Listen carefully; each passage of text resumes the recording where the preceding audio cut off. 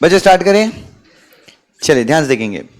सो जो मेरा अगला डिस्कशन आपके साथ होगा दैट वुड बी ऑन, कल अगर आपको याद हो हम लोगों ने इम्प्लाइड कंडीशन पढ़ा था। सबसे पहले कंडीशन क्या होता है? Essential condition. अगर फुलफिल नहीं होती तो आप कॉन्ट्रैक्ट क्या कर सकते हैं? कैंसिल कर सकते हैं। वारंटी फुलफिल नहीं होती तो कॉन्ट्रैक्ट कैंसिल नहीं कर सकते बट डैमेजेस क्लेम कर सकते हैं। फिर अलग अलग कंडीशन पढ़ी। पहली title, description, sample, sample and as well as description, merchantability, quality and fitness, और लास्ट थी wholesomeness. Very nice. So condition कब वारंटी बनती है? स्वप्निल को डाउट है उसमें। चौथा पॉइंट क्या था बच्चों? लास्ट पॉइंट क्या था? When the fulfillment of condition is excused by law, जब कंडीशन को फुलफिल करना माफ कर दे। कौन माफ कर दे? लॉ। मैंने क्या एग्जांपल दिया था उसमें? So I ordered for some potato, मैंने क्या ऑर्डर किया? एंड सम स्पेसिफिक क्वालिटी का पोटैटो, बिग साइज पोटैटो, ये सुनो। But I was delivered with small size potatoes. मुझे क्या दिया? मैंने मांगा क्या था? मैंने डिस्क्रिप्शन किसका दिया था? Big size. But I was delivered, what I was delivered? Small size potatoes I was delivered. तो बच्चों क्या होगा? सो इस केस में क्या होगा? मैं कॉन्ट्रैक्ट कैंसिल कर दूंगा because there is breach of condition. लेकिन दुकानदार मुझे क्या बोलता है कि गवर्नमेंट ने बिग साइज्ड पोटैटोज को सेल करने पे क्या लगा दिया है? प्रतिबंध लगा दिया है। सो मैं वो डिलीवर नहीं कर सकता। तो क्या मैं कॉन्ट्रैक्ट कैंसिल कर सकता हूं या नहीं कर सकता हूं? क्यों नहीं कर सकता? क्योंकि उसकी गलती है नहीं ना। There was a restriction in law, there was a restriction in law. Is that clear to everyone? तो ये ध्यान में रखना। सारी इंप्लाइड कंडीशन समझी थी आप सबको। आज मैं आपके साथ शुरू करूंगा डिस्कशन ऑन इंप्लाइड वारंटीज। किसके ऊपर डिस्कशन स्टार्ट करूंगा?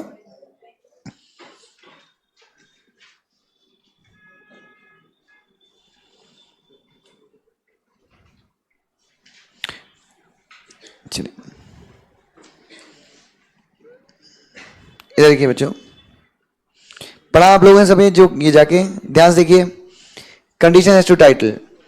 According to this condition, seller must have a right to sell the goods when ownership in goods will be transferred to the buyers. If seller's right or the right to sell turns out to be defective, buyer can cancel the contract and claim, and also the true owner has the right to recover the goods from the buyer. दो चीजें हैं। आप goods खरीदते तो आपको क्या मिलनी चाहिए? ओनरशिप मिलनी चाहिए। बट अगर आपने गुड्स तो खरीदे हैं बट आपको क्या नहीं मिली? ओनरशिप नहीं मिली, तो आप सीधे कॉन्ट्रैक्ट कैंसिल कर लो। अब आपके पास गुड्स तो हैं लेकिन इसकी ओनरशिप आपके पास नहीं है, तो आप पैसे मांगेंगे अपने वापस, कॉन्ट्रैक्ट कैंसिल करोगे। लेकिन ये गुड्स आपके नहीं तो किसी और के होंगे। जिसके ये गुड्स हैं क्या वो आपके लेके जा सकता है? क्या वो आपसे ये गुड्स छीन के लेके जा सकता है? Yes obviously. क्यों लेके जा सकता है? क्योंकि आपको इस गुड्स की ओनरशिप क्यों नहीं मिली? क्योंकि जिससे आपने खरीदी उसके पास भी क्या नहीं थी? ओनरशिप थी नहीं थी। Condition is to sell by. If the buyer gives any description of the goods to the seller, it becomes the duty of the seller to supply the goods which match with what beta? Which match with what beta? Description given by the buyer. If the goods do not match with the description given by the buyer, buyer may cancel the contract as well as claim damage. Example, watch which is made in China. मतलब मैं description देता हूँ कि मुझे कौन सी watch चाहिए जो China में बनी है, लेकिन वो मुझे मेड इन जापान दे देता है, तो मैं कॉन्ट्रैक्ट कैंसिल कर सकता हूं? Yes. Third is condition has to sell by sample. Normally samples are given when bulk purchase to be made. Normally samples कब दिए जाते हैं? जब गुड्स कौन सी क्वांटिटी में खरीदने होते हैं? ह्यूज क्वांटिटी में, बल्क क्वांटिटी में। And if the buyer has given any sample to the seller, और अगर बायर ने क्या दिया है? सैंपल दिया है। किसको सैंपल दिया है? सेलर को कोई सैंपल दिया है। It is the duty of seller to supply the goods which matches what बेटा? Sample given by the buyer. If the bulk does not match with the sample given by the buyer, buyer may what बेटा? And claim damages. Is that clear? Next is what बेटा? The condition this condition means the goods which are sold by the seller shall be of what beta? Merchantable quality. Merchantable quality means the goods must be capable of resold in the market. They should be tradable. They should be and the goods will be capable of being resold in the market if they satisfy the purpose for which they are made. तो goods merchantable कब होंगे? When they satisfy the purpose for which they are made. The seller must provide a reasonable opportunity to the buyer for examining the goods. क्या check करने के लिए? Seller को एक proper मौका देना चाहिए. किसको मौका देना चाहिए? बायर को. कि बायर क्या चेक कर ले? गुड्स की क्वालिटी चेक कर ले. क्वालिटी बेसिकली कि ये गुड्स बायर के पर्पस को सेट, या ये गुड्स जिस पर्पस के लिए बनाया है उस पर्पस को सेटिस्फाई करेगा या नहीं करेगा. If opportunity is provided to the buyer to examine the goods and the buyer what बेटा ignores the defect. The defect कौन सा डिफेक्ट? The defect could have been easily discovered on what बेटा? मैंने बताया था कि डिफेक्ट वो फटी हुई थी शर्ट, वो ऐसा डिफेक्ट था कि वो आपको आसानी से दिख जाता, लेकिन आपने क्या किया? उस डिफेक्ट को इग्नोर कर दिया. The seller will not be responsible but if defects are what बेटा? लेटेंट का मतलब discovered afterwards, the seller will be responsible. Condition has to sell by sample as well as. Goods किससे match होने चाहिए? दोनों से ही मैच होने चाहिए. When the buyer gives description of the goods and also sample of the goods, it becomes whose duty? To supply the goods, which matches with what beta? As well as description. Example, the watch was given to the buyer as a sample and it was stated by the buyer that the watch must be made in, the watch was given to the buyer या by the buyer? By the buyer as sample. Buyer ने watch दिया as a sample कि मुझे same घड़ी चाहिए, लेकिन ये घड़ी कहाँ पे मैन्युफैक्चर होनी चाहिए? यूएसए. मतलब सैंपल भी है और डिस्क्रिप्शन भी. डिस्क्रिप्शन क्या है कि वॉच मैन्युफैक्चर्ड कहां पे होनी चाहिए? यूएसए में. In this case seller should supply the same goods which are made in USA.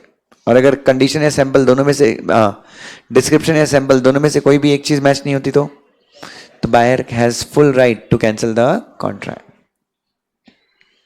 Next क्या है? कंडीशन हैज टू व्हाट बेटा?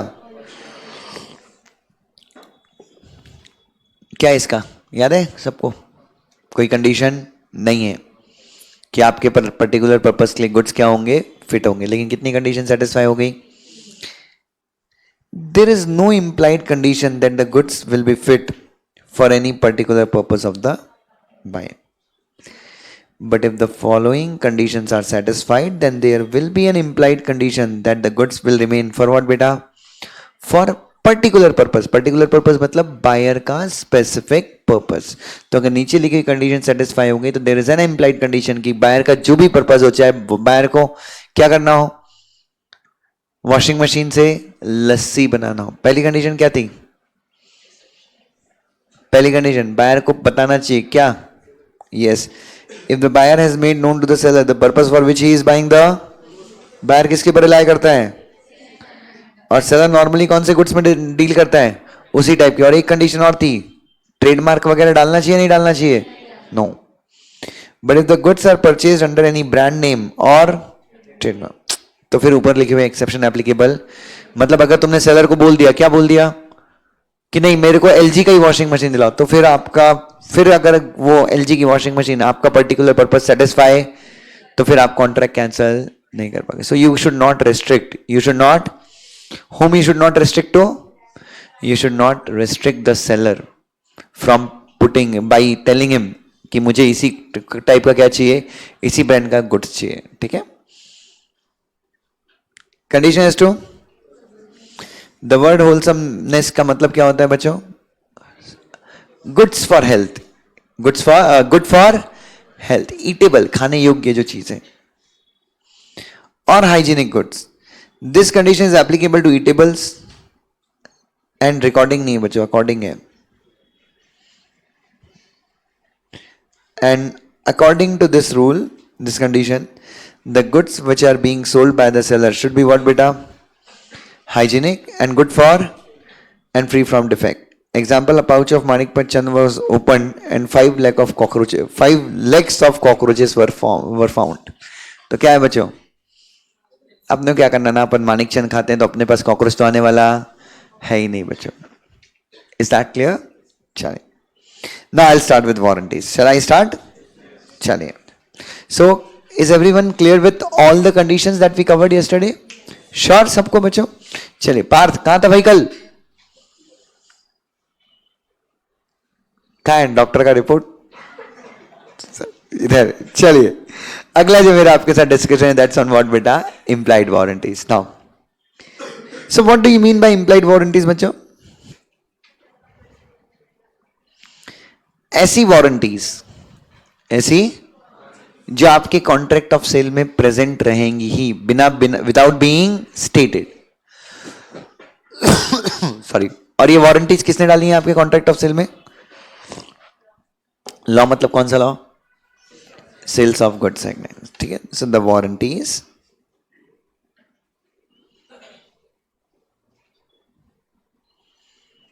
which are present in contract of sale without being what beta? Without being stated, yes, expressed। अच्छा, ये warranties किसने डाल दी है? ये warranties डाली है सेल्स ऑफ गुड्स एक्ट ने। और कहां पे? To every contract of sale, whether buyers और सेलर्स अग्री और they do not agree. Buyer और सेलर अग्री करें या फिर अग्री ना करें, ये वारंटीज हर एक कॉन्ट्रैक्ट ऑफ सेल में होगी ही, ठीक है। And these warranties will be present in every contract of cell.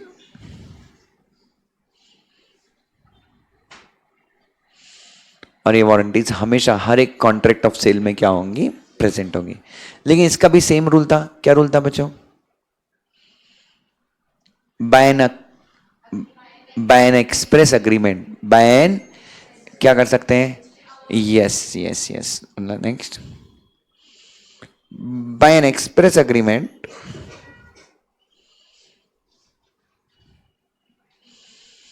buyer and seller can agree, क्या अग्री कर सकते हैं? कि implied warranties will not apply to their contract of sale।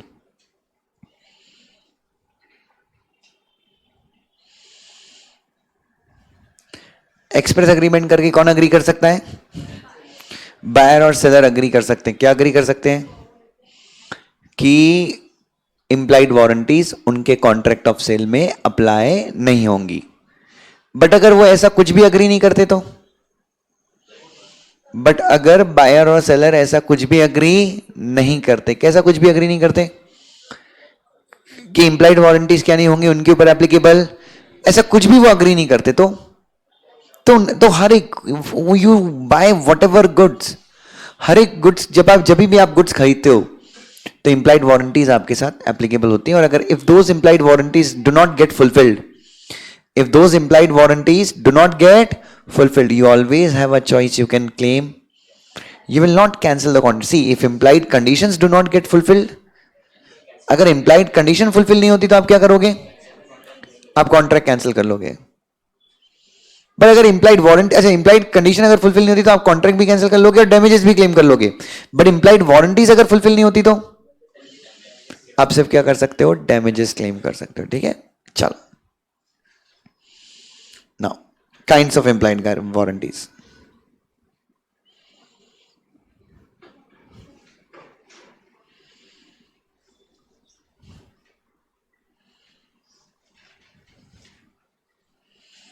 Next क्या है?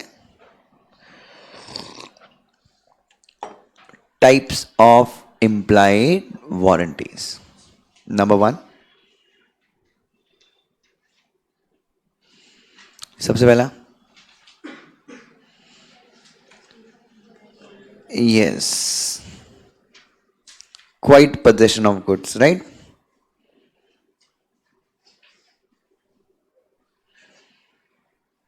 दूसरा,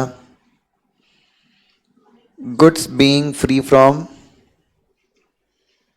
what बेटा?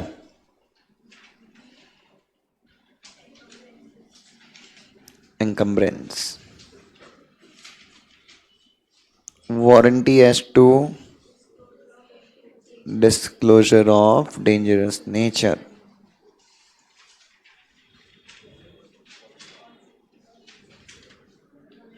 Warranty as to disclosure of what, beta?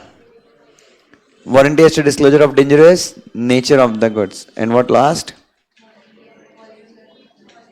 Warranty as to usage of trade and customs. So ये 4 तरह की implied warranties हैं.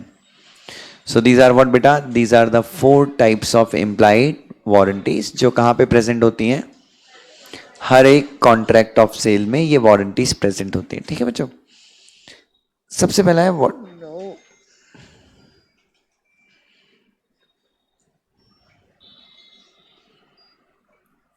सबसे पहला क्या है बच्चों? Quite possession of goods. What is quite possession of goods?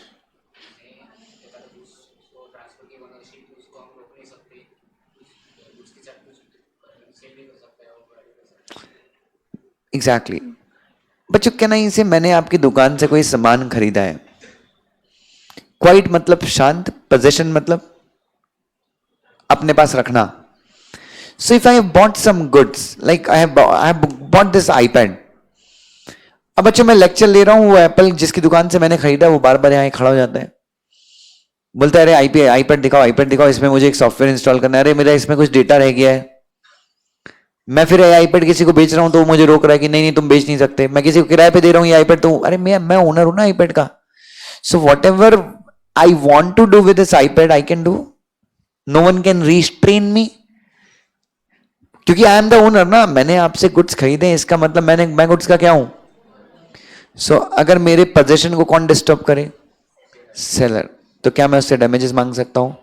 So if buyer is disturbed by the seller,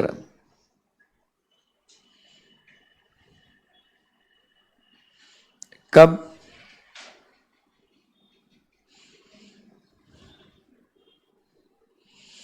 when he uses the goods. अगर बायर को कौन डिस्टर्ब करता है? बायर को अगर सेलर डिस्टर्ब करता है. कब डिस्टर्ब करता है? जब सेलर गुड्स को क्या करता है? बायर को कौन डिस्टर्ब कर रहा है? सेलर डिस्टर्ब कर रहा है. कब डिस्टर्ब कर रहा है? जब सेलर क्या कर रहा है? गुड्स को यूज कर रहा है. उल्टा बोल रहा हूं क्या? सॉरी, बायर को सेलर डिस्टर्ब कर रहा है ना. कब डिस्टर्ब कर रहे हैं? जब वो बायर गुड्स को क्या कर रहा है? यूज कर रहा है. तो क्या बायर डैमेजेस मांग सकता है? दूसरा, goods being free from encumbrance. बच्चों इनकम्ब्रेंस का मतलब होता है बोझ. Now if suppose this is the mobile phone, मैं इस मोबाइल फोन का Dushyant Jain happens to be the owner of this mobile phone. बच्चों इस मोबाइल फोन का ओनर कौन है? मैं इस मोबाइल फोन का ओनर हूं. ठीक है. मैंने निखिल से कहा कि निखिल यार तू ये मोबाइल फोन खरीद ले मुझसे 1000 रुपए में. कितने रुपए में? निखिल बोलता है सर मैं सोच के बताऊंगा. उसी बीच मुझे 500 रुपए की एकदम अर्जेंट नीड आई. क्या नीड आई? एकदम अर्जेंटली मुझे 500 रुपए चाहिए. तो मैं स्वप्निल के पास गया, मैंने बोला स्वप्निल यार मोबाइल अपने 500 रुपए दे दे. स्वप्निल बोलते दुष्यंत सर अगर आपने मेरा पैसा वापस नहीं किया तो मैं क्या करूंगा? मैंने बोला यार बात तो सही है. तो मैंने एक काम कर स्वप्निल, अगर मैं तेरा पैसा वापस ना करूं तो तू मेरा मोबाइल रख लेना. मोबाइल का ओनर आज भी कौन है? लेकिन मैंने स्वप्निल से प्रॉमिस किया है कि मैं अगर इसका पैसा नहीं चुका पाया तो मैं इसको क्या दे दूंगा. इसका मतलब क्या आपको नहीं लगता कि मैंने क्या किया है? अपने मोबाइल के ऊपर मैंने क्या किया है? अपने मोबाइल के ऊपर व्हाट हैव आई क्रिएटेड? अपने मोबाइल के ऊपर मैंने एक एनकम्बरेंस क्रिएट किया है. क्या क्रिएट किया बच्चों? I have created an encumbrance on my mobile phone. और उसके बाद निखिल मेरे पास आता है, अरे दुष्यंत सर आप वो 1000 रुपए में बोल रहे थे मोबाइल बेचने वाले. निखिल बोलता है ये सर मैं पैसा लेके आया हूं. सो निखिल को मैंने क्या कर दिया? I sold this mobile phone. Owner मैं ही हूं इस मोबाइल फोन का. मैंने मोबाइल फोन किसको बेच दिया? निखिल को सेल कर दिया. Now in this case Nikhil को मोबाइल फोन कौन सा मिला? Which mobile phone did Nikhil get? Can I say the one which already had an encumbrance, a boge, a liability in favor of Swapnil? Because मैंने स्वप्निल को mobile दिखा के बोला था ना कि स्वप्निल अगर मैं तेरे पैसे नहीं चुका पाया तो तेरे को मैं ये मोबाइल दे दूंगा. तो बच्चों जो मोबाइल मैंने निखिल को बेचा, that mobile had what? That mobile had an encumbrance. In whose favor? Swapnil's favor. But that mobile phone is sold to Nikhil. Now, can I say in this case, हो सकता है निखिल जब इस मोबाइल को use करे तो स्वप्निल क्या कर सकता है? निखिल को डिस्टर्ब कर सकता है कि दुष्यंत सर ने मेरे को प्रॉमिस किया था कि वो मोबाइल फोन किसको देंगे? मुझे देंगे. निखिल तो तेरा इस मोबाइल फोन पे कोई हक नहीं है. And then what will happen? Then what will happen? क्या इसका पोजीशन डिस्टर्ब हो रहा है ना निखिल का? कौन डिस्टर्ब कर रहा है? ओनरशिप तो मिल गई इसको, बट इसका पोजीशन कौन डिस्टर्ब कर रहा है? तो क्या निखिल मुझसे डैमेजेस मांग सकता है? प्लस क्या निखिल दुष्यंत जैन जो क्या है इस केस में, उससे बोल सकता है कि please make the goods free from what? Free from what? Plus Nikhil मुझसे कंपेल करके बोल सकता है मुझे कि प्लीज जो भी आपने स्वप्निल से लोन लिया था, आप वो लोन स्वप्निल को क्या कर दीजिए? वापस कर दीजिए, ताकि जो मेरा मोबाइल फोन है वो क्या हो जाए? That becomes free. That becomes free from what? Encumbrance. Is everyone with me?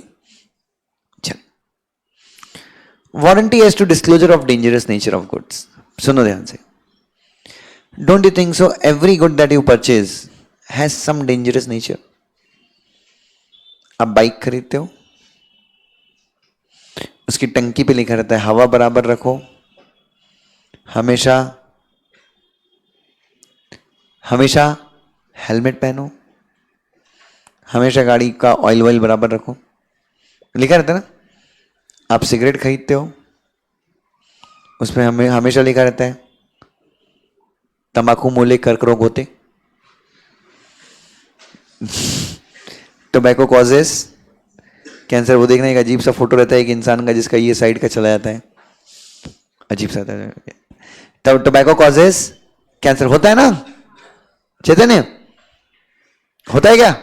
Very good Namesh, very nice, perfect answer.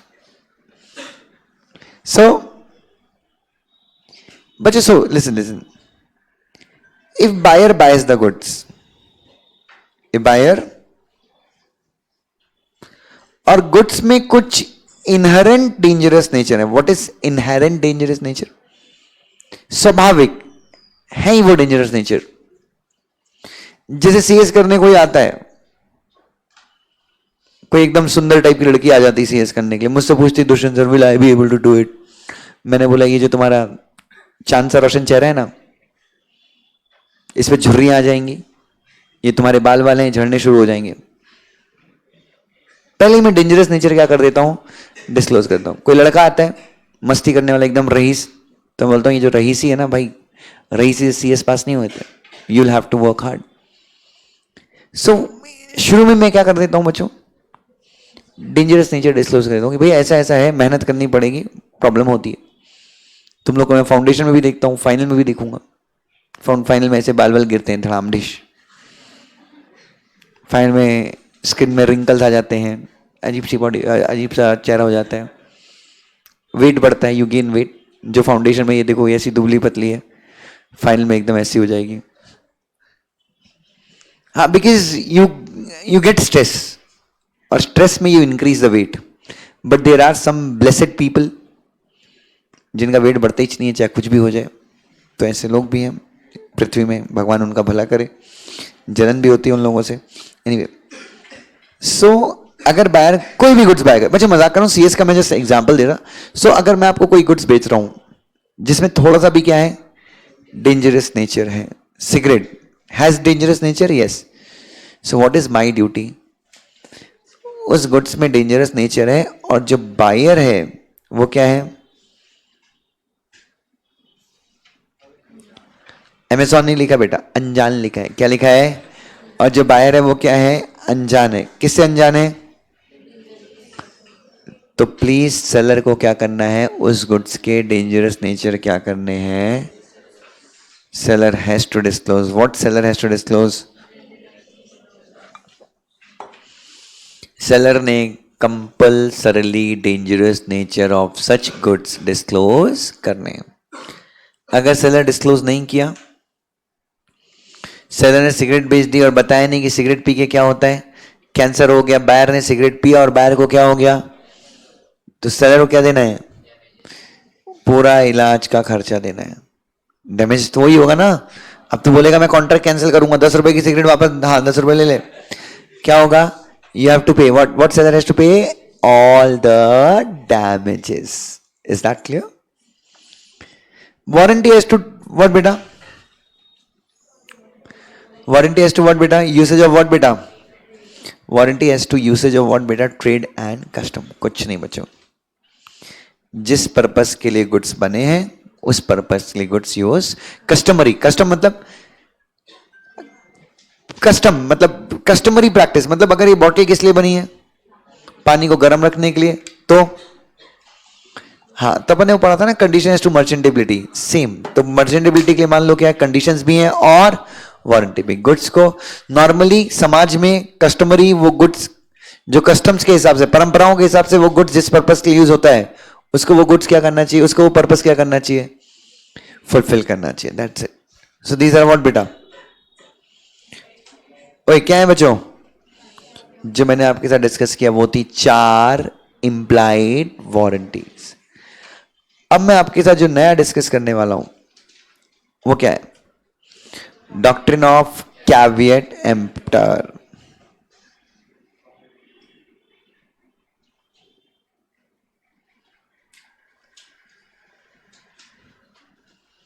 So what do you mean by caveat emptor? Let the buyer be aware. Aware नहीं, beware. वो ऐसे question आते हैं। Doctrine of caveat emptor का मतलब होता है buyer B ware, be और वेयर के बीच में स्पेस, बी वेयर, बी और वेयर के बीच में कोई स्पेस नहीं, अवेयर और take care. Let the buyer take care. So right answer is what? Let the buyer beware. Is that clear? So caveat emptor का मतलब होता है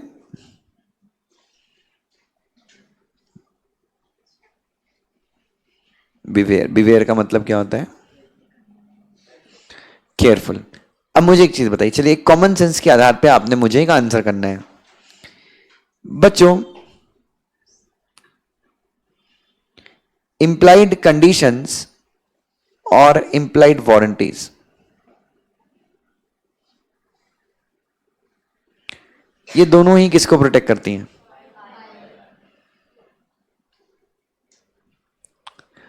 इंप्लाइड कंडीशंस और इंप्लाइड वारंटीज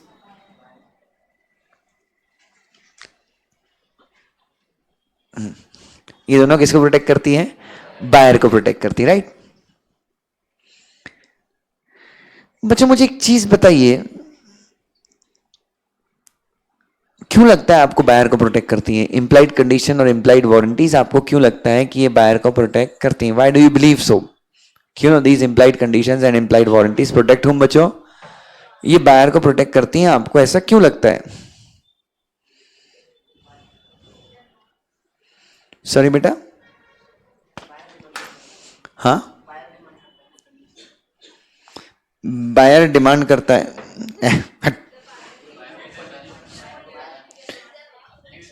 एग्जैक्टली अगर कंडीशन सेटिस्फाई नहीं होती तो आपके पास एक राइट है। What right you have? You can cancel the contract. नींद आ रहा था मेरे को पढ़ाते पढ़ाते। सो you can cancel the contract. ठीक है, मस्त एसी चल रहा है पीछे से एकदम, तो ध्यान देखिए। So you can always cancel the contract. Who can always cancel the contract? Buyer. तो इंप्लाइड कंडीशन हो जाए, इंप्लाइड वारंटी ब्रीच होती है तो buyer has the right that he can claim damages. तो दोनों जगह प्रोटेक्शन किसको मिल रही है? Doctrine of caveat emptor is just opposite. It whom does it protect to?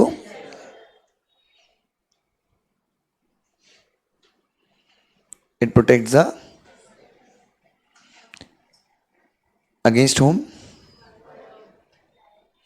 अब देखिए, let the buyer be careful, late the buyer be. So इस डॉक्ट्रिन का सीधा सीधा उद्देश्य यह है कि जब बायर गुड्स को क्या करता है, बाय करता है, ठीक है। जब मेरी शादी हो रही थी तो जो मेरी वाइफ है वो मुझे बड़ी पसंद थी, पहली नजर में एकदम प्यार हो गया था मेरे को उससे, लेकिन मेरे मम्मी पापा को उतनी पसंद नहीं थी। अब मेरी मम्मी पापा के बहुत सारे सपने थे, 2-3 करोड़ रुपए दहेज मिलना चाहिए, ठीक है। तो उनको कोई लड़की पसंद कब आती, जब अच्छा 3-4 करोड़ का दहेज मिल जाए। और तो उनका मेन क्राइटेरिया क्या था, दहेज का, ठीक है। सब एक्सपेक्ट करते हैं, तो मेरे माँ बाप का भी एक्सपेक्टेशन था कि लड़का था, इतना खर्चा किया उसके ऊपर, और कुछ खर्चा वर्चा नहीं किया, तो जब लड़का था, इतना खर्च किया है, कमाता है अच्छा खासा, तो करोड़ दहेज तो मिलना चाहिए, 5-6 करोड़ रुपए। तो मैंने पापा को बोला कि पापा ऐसी ऐसी बात है, अपने कोई लड़की से शादी करने गए। तो पापा बोले कर ले बिंदास, घर की बात है। तो मैंने बोला यार आप तो अग्री नहीं हो रहे थे। बोले देख भाई मेरा क्या, तो अपनी इच्छा से करेगा, अगर किस्मत अच्छी निकली तेरी तो शादी आगे चली जाएगी, क्योंकि आज के लड़कों को तो अपन बोल नहीं सकते कुछ भी, बोला तो फिर सुसाइड वुसाइड करने का धमकी देते हैं। मैं कम ऑन यार, CS पास हो गया हूँ, ये धमकी वमकी कब देते थे, और फेल हो गया, तो फेल होने में ज़्यादा प्रेशर डालते थे ना, तो मम्मी देखो मैं अकेला हूँ, कुछ भी कर लूँगा, ऐसे ही बोलता था। जब मेरे माँ बाप मेरे को ज़्यादा टोकते ना, पढ़ाई के लिए पढ़ाई कर पढ़ाई कर पढ़ाई कर। सो एनीवे, तो बच्चों फिर मेरे पापा मम्मी ने मेरे को बहुत समझाया कि खिवंसरा से शादी कर। खिवंसरा नाम की मैंने बताया ना, एक बहुत करोड़पति लड़की थी, जैसे मेरी शादी की बात चल रही थी, बहुत करोड़पति party, super duper rich party है बच्चों। उनका पुणे यूनिवर्सिटी के सामने 10,000 स्क्वायर फीट का बंगलो था, उनकी पार्किंग में ऑडी थी, BMW थी, रेंज रोवर थी, और सिर्फ एक लड़की थी और एक बेटा था US में, उसको मैं आराम से खत्म कर देता। अरे खत्म कर देता मतलब उसके हिस्सा में, मतलब I am very good in communication. तो एनीवे, तो मेरे मम्मी पापा पीछे पड़े थे कि तू शादी किससे कर, खिवंसरा से कर।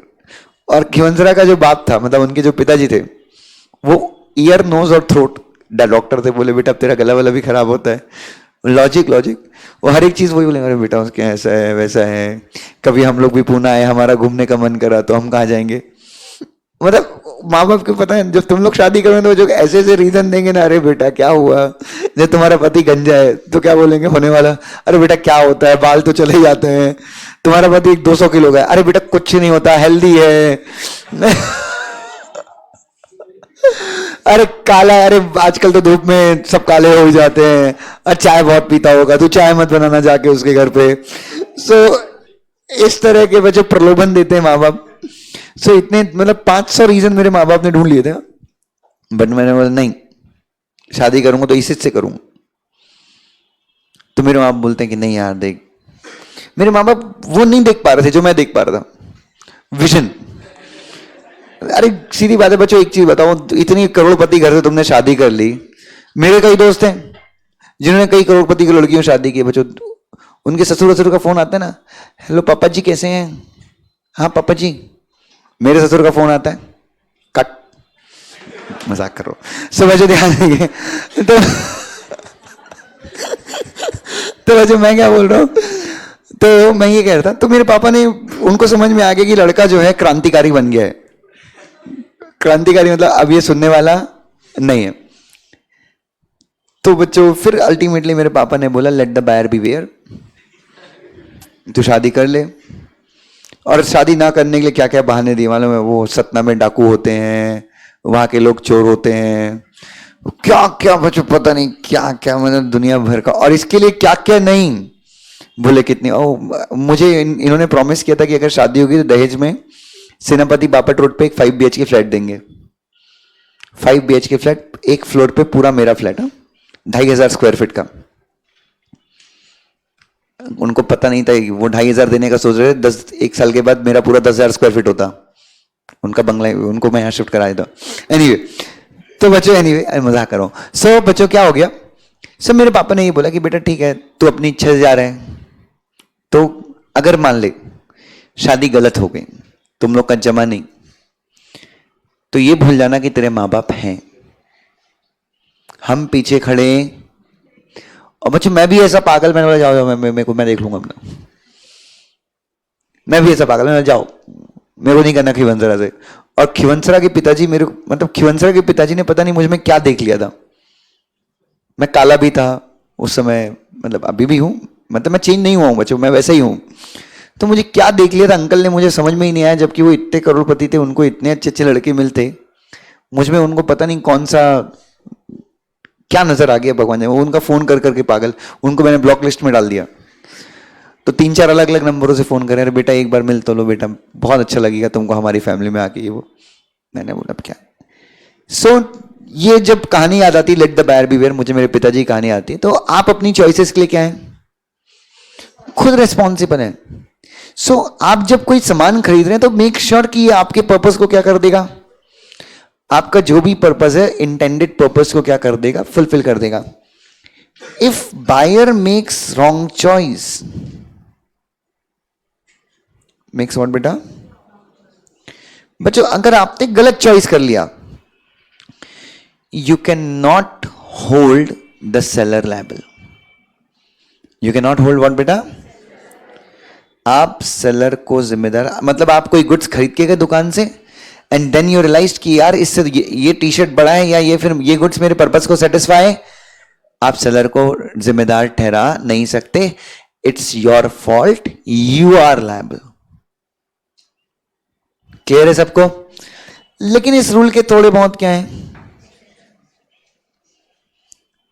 अब ध्यान से देखना, जब मैं कहूं कि doctrine of caveat emptor has got some exception, means what, जहां पे doctrine of caveat emptor apply होता है, मेरे दांत पीले दिख रहे क्या आज ब्रश नहीं किया मैंने यार। मेरी बेटी ने मेरे ब्रश को लेके जो टॉयलेट का वो होता है वहां डाल दिया, तो सुबह से बच्चों ऐसा ऐसा डिस्कंफर्ट फील कर रहा हूं, मतलब मुझे बार बार हर 2 घंटे में याद आ रहा है कि दुष्यंत आज अपन ने ब्रश नहीं किया बच्चों, सब कर लिया, 50 बार कुल्ला कर लिया बच्चों, अजीब सा लग रहा है, ऐसा लग रहा है दांत के सामने कुछ जमा हुआ है, ऐसे लग रहा है कि खुजाऊं नहीं बच्चों।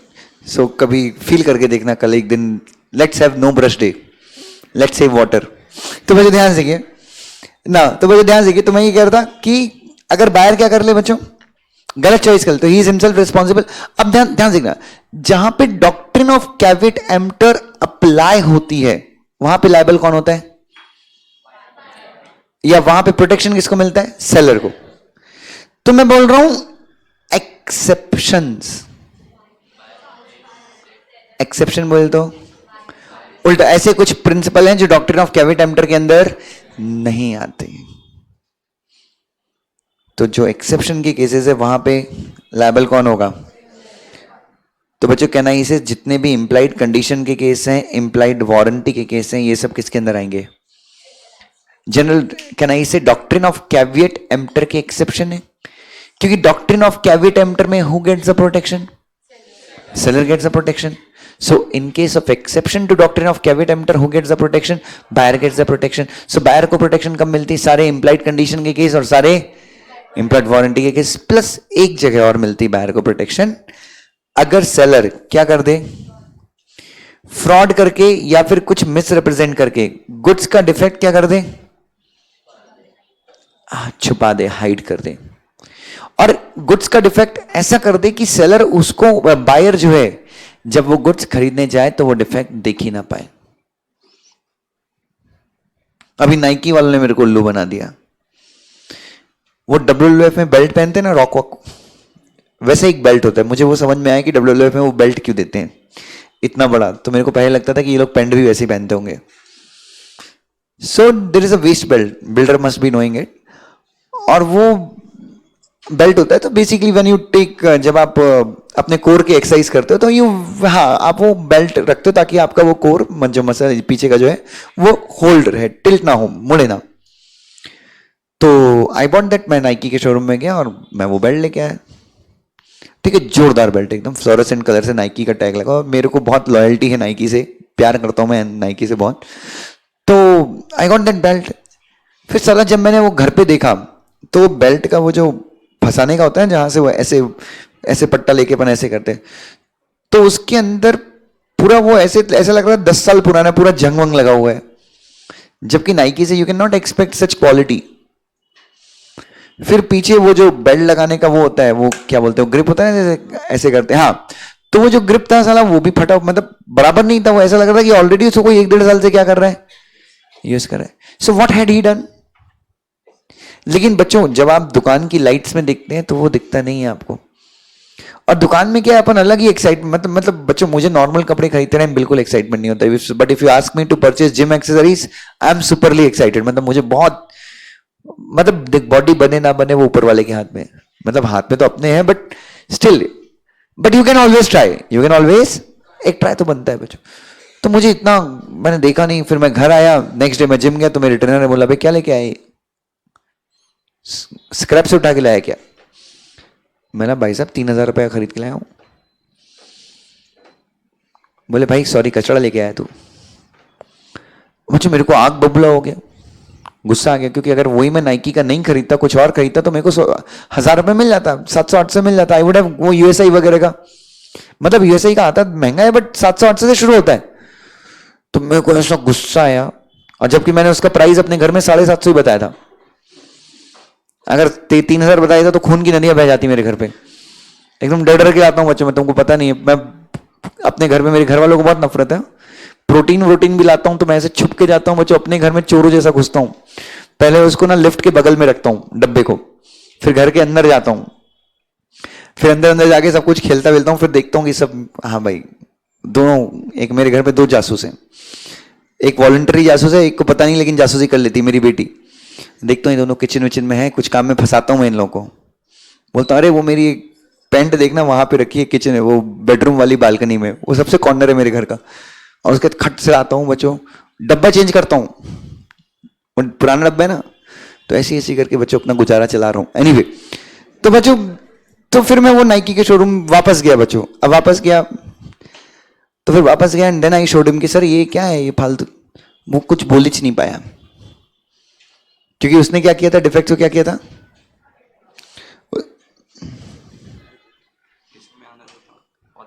कौन टी शर्ट, हाँ जाना है ना यार, माँ कसम, वो सीबीआई वाला है। हाँ, फोन आया था क्या उसका, अरे यार मैं भूल गया यार, चलो क्या बताता हूँ।